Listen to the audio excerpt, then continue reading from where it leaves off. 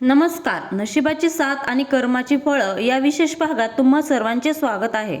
गेल्या 7-7.5 वर्षापासून तुम्ही एका अदृश्य ओझ्याखाली दबलेले आहात का?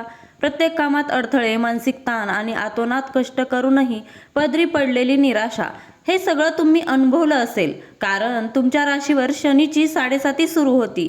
पण आता वेळ आली आहे मोकळा श्वास घेण्याची.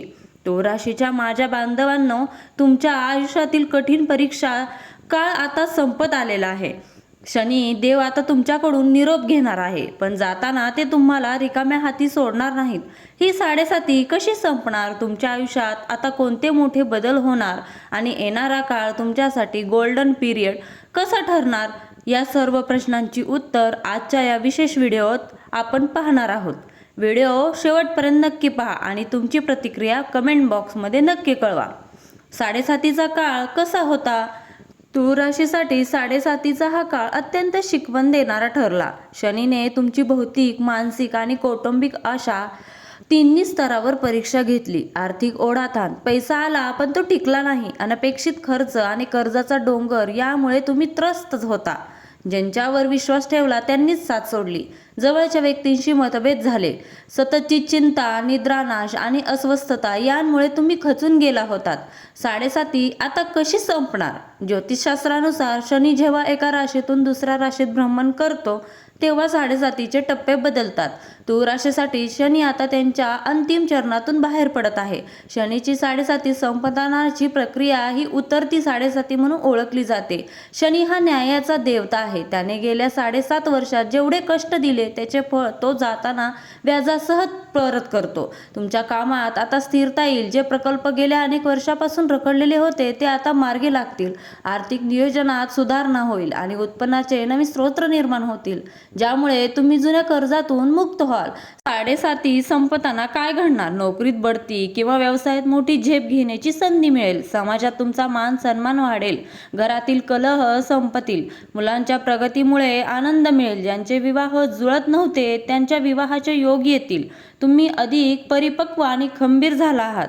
आता छोट्या गोष्टींमुळे तुम्ही चिडचिड होणार नाही. मानवी जीवनात ग्रहांच्या स्थितीचा मोठा प्रभाव असतो, जे असे ज्योतिषशास्त्र सांगते. त्यातही शनीची 7.5 म्हटलं की अनेकांच्या मनात धडकी भरते. तुळ राशीच्या लोकांसाठी हा काळ अग्निपरीक्षेपेक्षा कमी नव्हता. मात्र 7.5 म्हणजे केवळ त्रास नसून तो आत्मसंशोधनाचा आणि कर्माचा हिशोब करण्याचा काळ असतो. तुळ राशी ही शनीची उच्च रास आहे. त्यामुळे शनीने तुम्हाला पूर्णपणे उद्ध्वस्त न करता तुम्हाला घडवण्याचे काम केले. या काळात तुम्ही सोन्यासारखे तापून सुलाखून निघाला आहात. तुम्ही माणसं ओळखायला शिकलात. संयम म्हणजे काय हे तुम्हाला शनीने शिकवलं. जो माणूस शनीच्या या काळात टिकून राहतो तो आयुष्यात कधीच हार मानत नाही. आता शनीचे भ्रमण बदलत असताना तुमच्या जीवनातील अंधार दूर होत आहे. 7.5 संपताना होणारे बदल हे हळूहळू पण कायमस्वरूपी असतात. तुमच्या राशीवरील शनीची दृष्टी हटल्यामुळे बुद्धीला आलेली जडता संपेल. नवीन कल्पना सुचतील आणि त्या अंमलात आणण्यासाठी लागणारे धैर्यही मिळेल. 7.5 संपत असली तरी शनीने शिकवलेले धडे विसरू नका.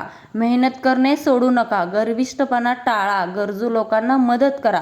शनीला कर्मप्रिय आहे, त्यामुळे तुमचे कर्म शुद्ध ठेवा. यश तुमचेच असेल. तर मित्रांनो, तुळ राशीच्या आयुष्यातील कठीण काळ आता इतिहास जमा होणार आहे.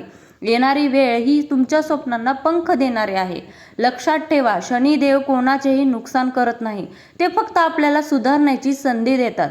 तुम्ही हा 7.5चा काळ कसा काढला? तुम्हाला काय अनुभव आले हे आम्हाला कमेंटमध्ये नक्की सांगा. तुमच्या एका कमेंटमुळे दुसऱ्याला धीर मिळू शकतो. जर तुम्हाला हा व्हिडिओ आवडला असेल तर लाईक करा. तुमच्या तुळ राशीच्या मित्रांसोबत शेअर करा आणि अशाच नवनवीन माहितीसाठी आमच्या चॅनलला सबस्क्राईब करायला विसरू नका. धन्यवाद. समर्थ रहा, आनंदी रहा. श्री स्वामी समर्थ. जय जय स्वामी समर्थ.